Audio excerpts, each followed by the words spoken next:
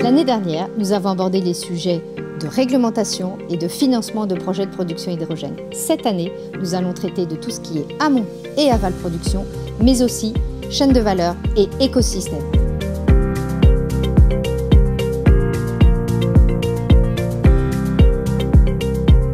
Ce qui est certain aujourd'hui, c'est que la dynamique qui a été engagée dans les plans de relance successifs et mondiaux après le Covid ont justement fait la part belle à l'hydrogène.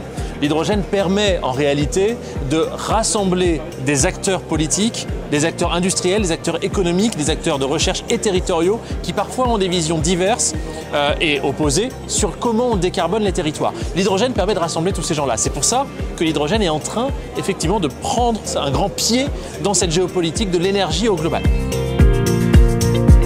C'est la deuxième année qu'on est partenaire du congrès Horizon Hydrogène. L'idée, c'est de mettre en avant toutes les solutions innovantes sur le marché français et aussi avec une ouverture européenne. Donc toutes ces solutions qui permettent d'œuvrer au décollage de la filière. C'est une bonne opportunité aussi pour nous d'échanger avec les experts de la filière. C'est un nouveau format. Il y a beaucoup d'enthousiasme sur un secteur qui est très prometteur. On a besoin de beaucoup d'investissements pour développer ces projets. L'hydrogène a beaucoup d'avenir. Moi, je pense que pour atteindre le net zéro en 2050, c'est aujourd'hui qu'il faut développer des solutions hydrogène. J'ai besoin d'avoir une vision un petit peu globale sur tous les acteurs de la chaîne hydrogène, que ce soit les producteurs, les usages, les financeurs, ceux qui font les réglementations. Satisfait du choix des sujets qui englobent vraiment toutes les problématiques qu'on peut retrouver au niveau de l'hydrogène.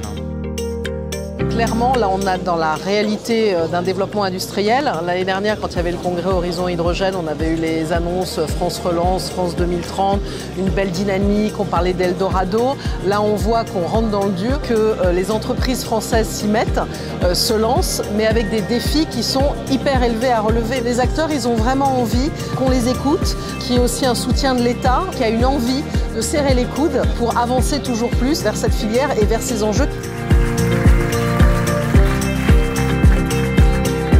Rendez-vous l'année prochaine pour savoir si on est bien passé du temps de la réflexion au temps de l'action.